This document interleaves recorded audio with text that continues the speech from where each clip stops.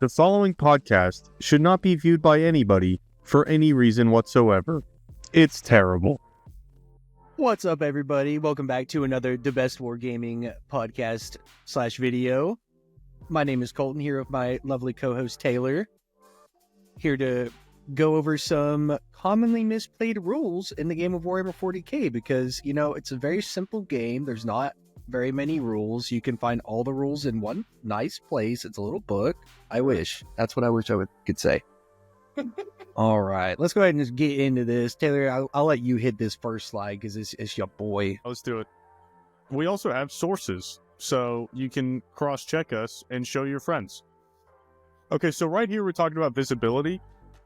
Early in 10th edition, there was some confusion about, like, let's just say specifically Magnus, because he's on the screen here, where because he wasn't a vehicle, you didn't measure to and from the model his hull, because you measure from the bases for monsters.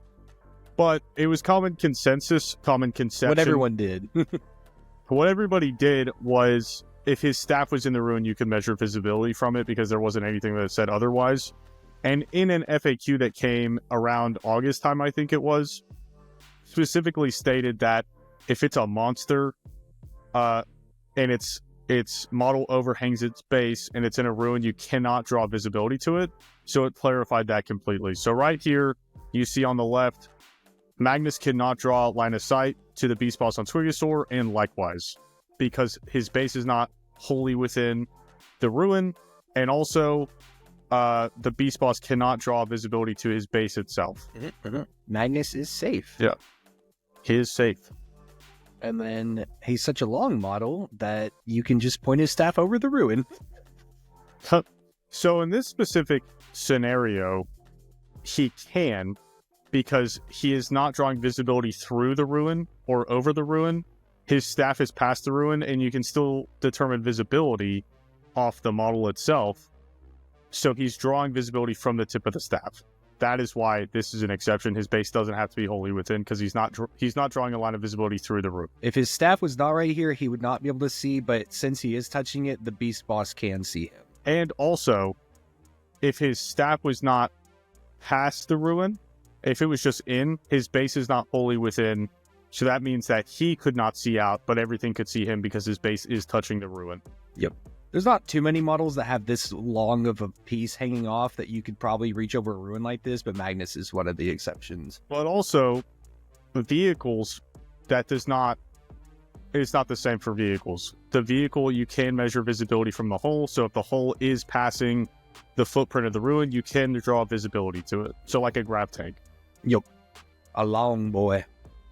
Mm-hmm. And then aircraft and towering, which there's not a lot of aircraft in the game. I think the only army that I think uses aircraft really is Drukhari, and it's really only Skari that uses it. But aircraft ignore ruins completely. They don't care, not the walls themselves, but the terrain bases. So if the aircraft can see you, true line of sight. Yep, the aircraft can see you, you can see it, vice versa, it can shoot you. As you have to be behind a solid wall to hide from an aircraft. And then towering, before towering also just used true line of sight, and it was toxic. I remember Knights at the beginning of 10th edition and Wraith Knights. Yup. But towering, you just have to touch the base. You don't have to be wholly within to see through the terrain feature. Right. Get down, Mr. President. Does it still matter if it's in hover? It does not have the aircraft keyword in hover. You lose the aircraft keyword when you're in hover. The thing that everybody gets, and you don't have to know why, you just automatically assume you have cover anytime you're getting shot. Mm-hmm. Yeah, so we'll go ahead and break down more specifically what that means. Go ahead and go to the next slide. Yeah. So whenever we're talking about cover, this is something that I didn't really have totally down until probably this last year. Definitely not at the beginning of the edition, because hover is determined from the attacking model. Okay? So the one on the right, even if that model is not shooting, the Forge Fiend will get cover against those Warden's attacks, because not every single model can see it wholly. So that's on page 48. I know. If you don't think that way, You'll probably disagree with me, but that's how it's written. 100%. In 9th edition, it was per mod. Like, you wouldn't have cover from the 4 that are shooting it before in 9. Yeah. Yeah. Now it's every model in the unit, even if it's not shooting. It's super dumb. But the one on the left, everybody can see it. Everybody can draw a line of sight wholly to it. So it's not going to have cover against those attacks. Yep. And then just another example, right here, it would not so right here it does not have cover because it's touching this. So as soon as you start touching it, you can now be seen fully. Mm-hmm.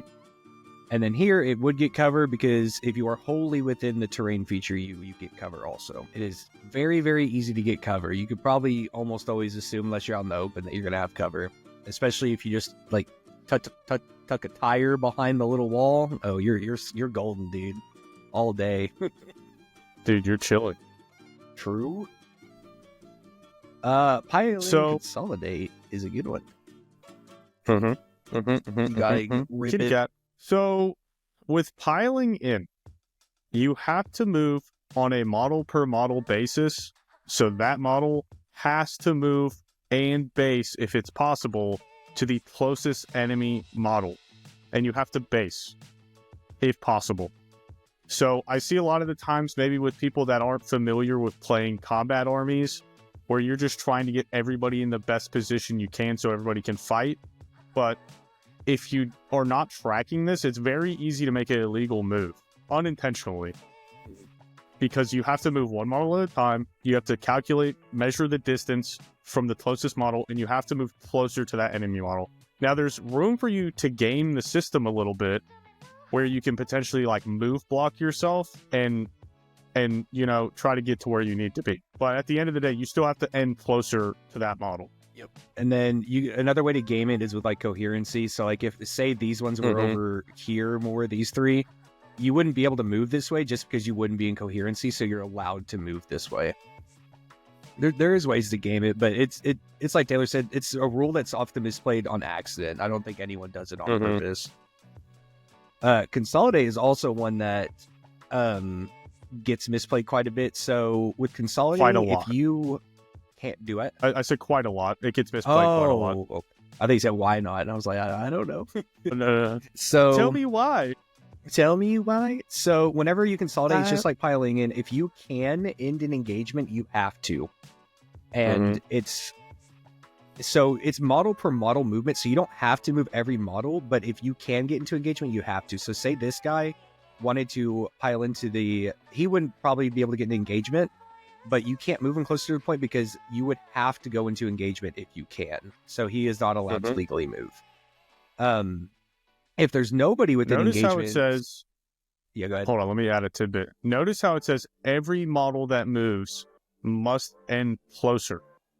So if you have a model that can end an engagement range and base, you have to, before going on to the next step where is allowing you to consolidate onto the point.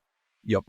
And you can only consolidate towards a point if you can get onto it. So if you can't consolidate to an enemy and you can't consolidate onto a point, you cannot move at all. You are stuck wherever you are. Another thing I see a lot of people get wrong unintentionally. So say this berserker right here was on the point right here. When you pile in, you have to move closer to the objective. Now the objective is not this big old thing. The objective is just this little puck right here. So if the berserker was right here, he couldn't move this way. I've seen a lot of people do it, not intentionally, but they'll move it this way saying, oh, I'm already on the objective, so I can't move any closer. In reality, you have to move this little puck is the objective. This extra space is just to make the game easier so you don't have to measure 3 inches from the objective to know if you're on it.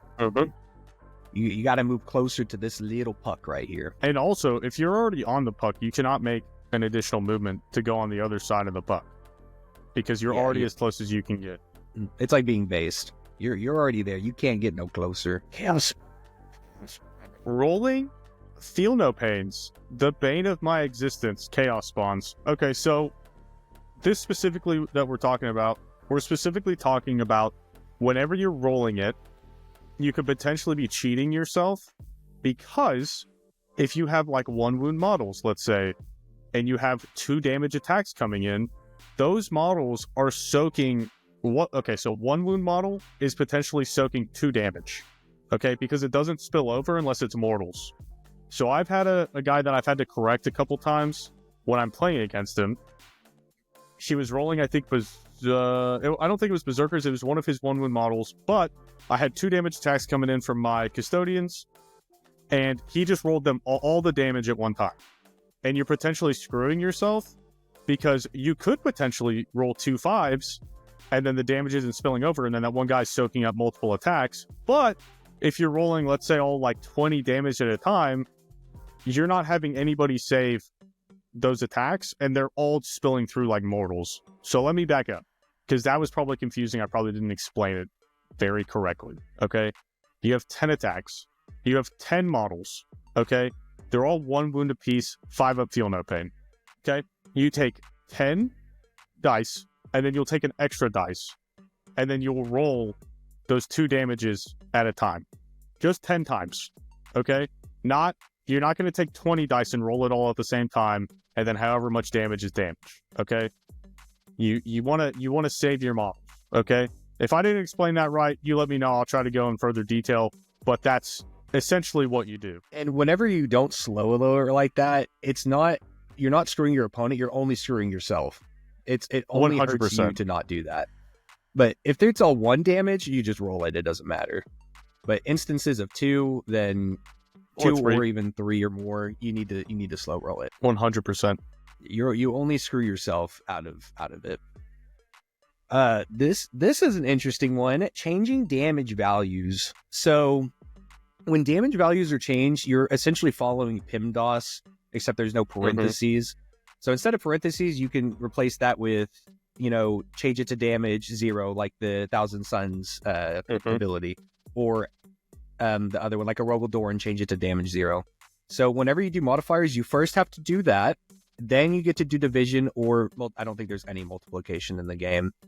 And then you do plus or minus. So for example, with the T-Suns setting damage to 0. So if you have a Melta 6 weapon, after the damage gets changed to 0, you then go back and add that Melta 6 after you change it to damage 0. So you still do 6 damage, even though the damage characteristic attack was changed to 0, just because of order of operations. And you can also, another specific example, so say you have your Taylor's Infernal Master, it has +1 damage.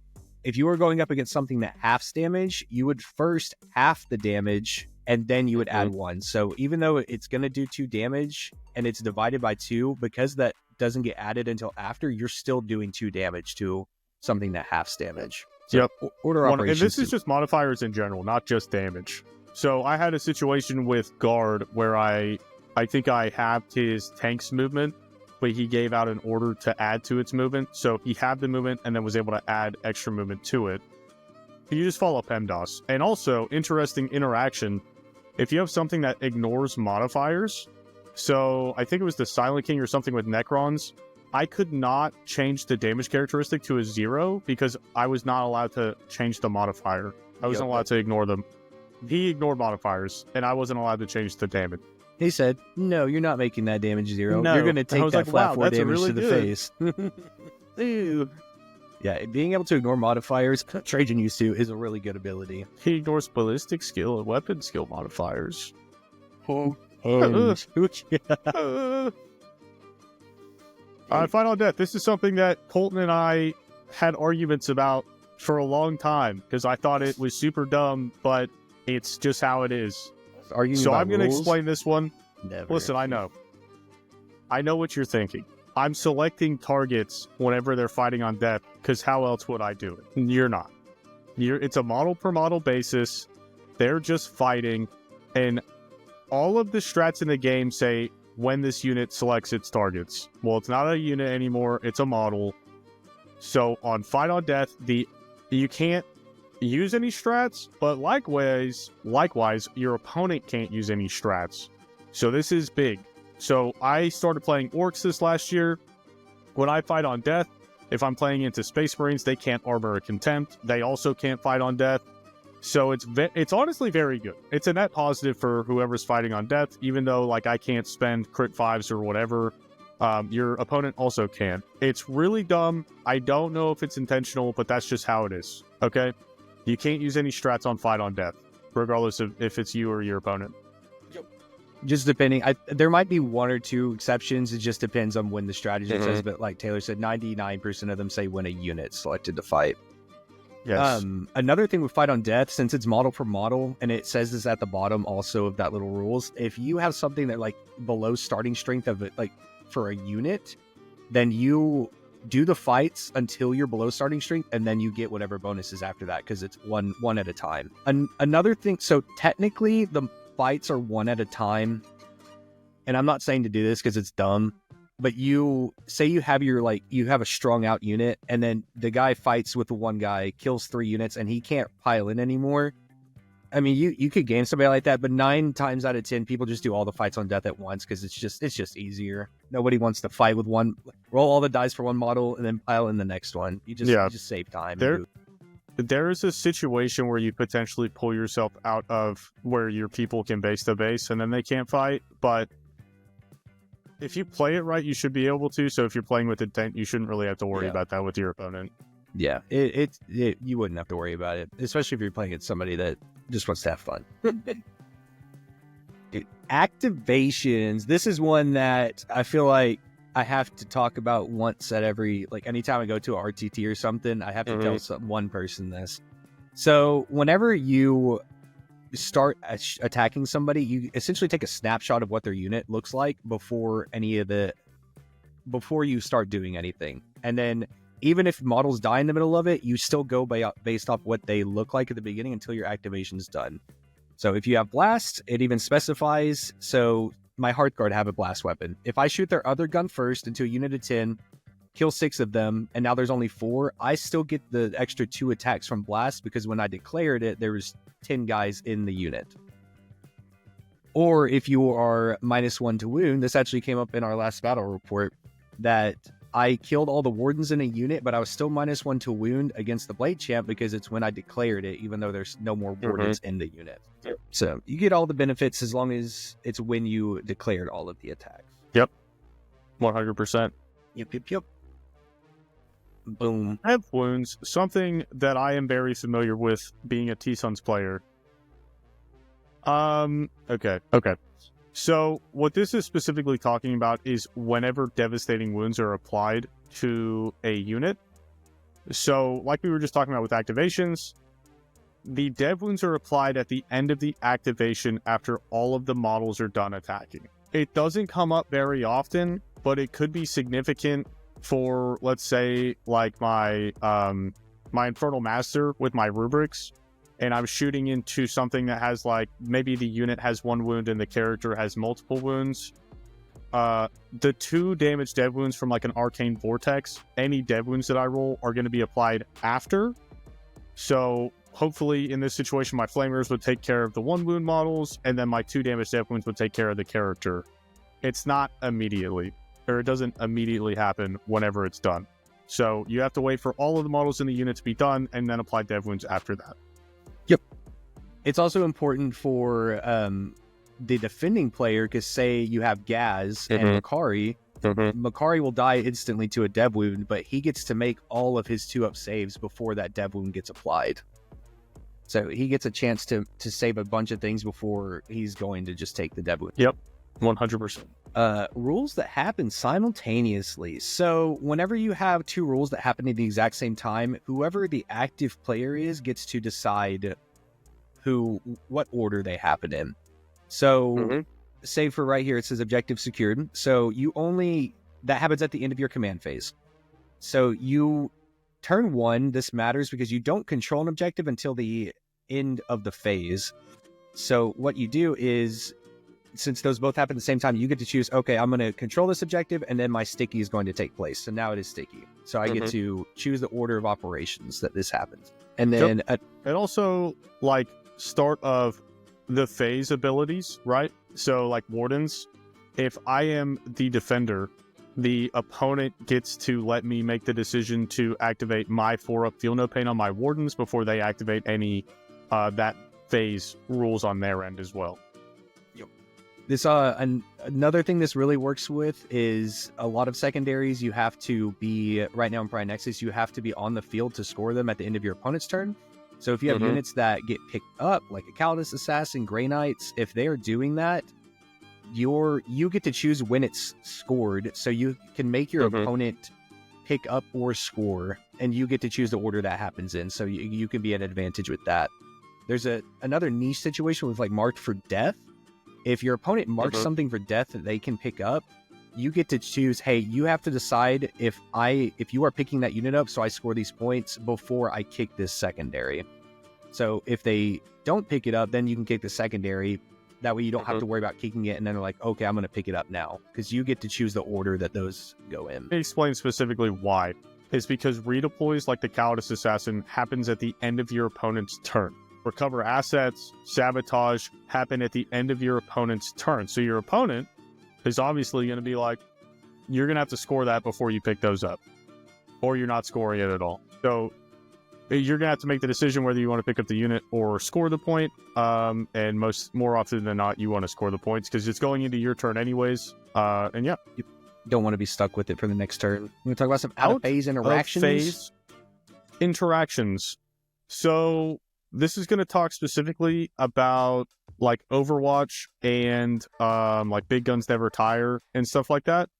So Big Guns Never Tire, there was a FAQ that came out, which I don't see here. I can add it here in a second. Actually, I'll just edit that out because for the viewer, they're already going to be seeing it. So Big Guns Never Tire.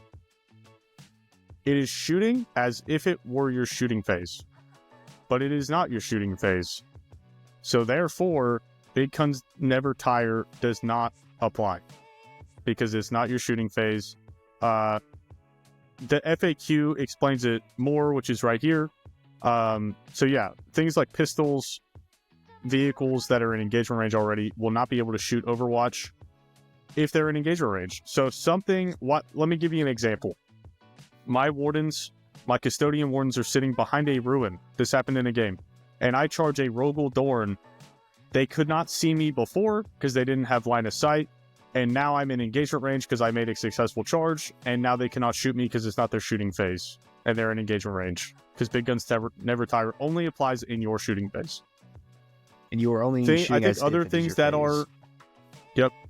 The other things that are pertinent are pistols. So like Hellblasters, if they're in engagement range and they are trying to shoot on death, they cannot shoot because they were in engagement range.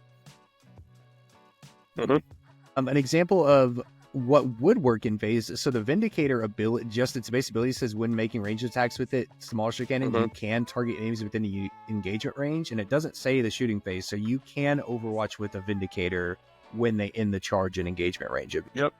There's something that's kind of, I don't want to say it's like higher level play, but your stratagems are very specific when they can be used. So there's a lot of times like, well, I can do this, and you're not really thinking about when it has to happen.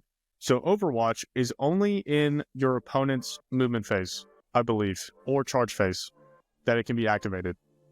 So, knowing that as a T-Suns player, if I'm going to move behind a wall, and then I know I'm going into the shooting phase, they cannot Overwatch me in the shooting phase. I'll Temporal Surge out, which is a double move. It lets me move twice. But now I'm in the shooting phase. They cannot Overwatch me, which is very significant. So it's something to think about. Get around it. That's nice. Pregame movements. So this isn't really one that is too crazy with the redeployments. I feel like most people know this, but just to make sure we cover it. So redeployments happen before you determine who is taking the first turn. This used to be a insane rule because you used to know who was going first and then redeploy 3 units, and that's any army that has that is just disgusting. This is really good. Being able to redeploy before you take the first turn, it's really used for infiltrators, so you can dump your entire infiltrate unit across the middle of the field and then scoop them back up so your opponent can't infiltrate. And then just scout moves. I feel like every time we play a game, I forget how scout moves go. Whoever goes first takes the first scout move, and then you alternate. I feel like I always forget how scout moves go every time we play. I feel like I think you and I both always just kind of know where our stuff is going, regardless of who's going first. Like if you go first, I'm putting my stuff behind a wall. If I go first, I'm moving it forward.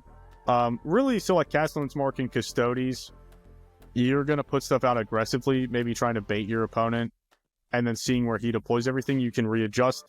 So if I put my grab tanks out, which are my best anti-tank, and he hides his tanks a certain way, I can readjust them to go to the side that he's putting the pressure on. But it's before you figure out who's going first. Before. That's about everything. And scout moves, hold on. Scout moves specifically, you do after you find out who's going first, correct? Yeah, scout is after you see who goes first. Just want to clarify that. There's one that I was thinking about in the middle of it. Precision. So if you have precision, you can only precision out a character if you can have visibility of them. Yeah. Yep. There was another one, but now I can't remember. Yeah, so that's something to be very cognizant of, and it actually happened in the GSC battle report because his lictors, I think, fight first, and they just have precision naturally. So he was sitting behind a ruin, and I charged in all my Beast Dagger boys to where they would all base the lictor, and my character would be on the other side, so he had to attack into my Beast Dagger boys and not my character. It's very high level, not very high level, but it's something to definitely think about whenever you're playing someone that has access to that. Yep. Or if you heroic into somebody that has fights first with, they want a precision, just making sure your character will be able to, whenever you go to pile in, you'll be able to constate, but that way you aren't getting your character precisioned out immediately. Yep. I think that's about everything. You got any more, buddy? No, that's all. It's all for me right now. Well, thank y'all so much for watching. We hope that y'all learned something. We hope that we clarified some rules for y'all.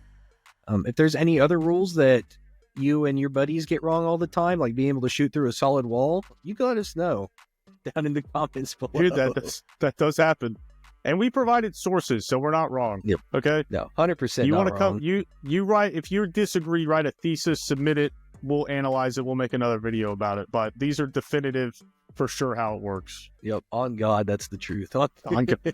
Until they change it. The truth. This is current as of January 31st, 2025. Yep. Have fun digging through 5 documents to figure out if they change it in the future. Peru, dude. Make sure y'all like, comment, subscribe, hit the bell. Thank y'all so much. Bruce. Bye. Dude, my cat's a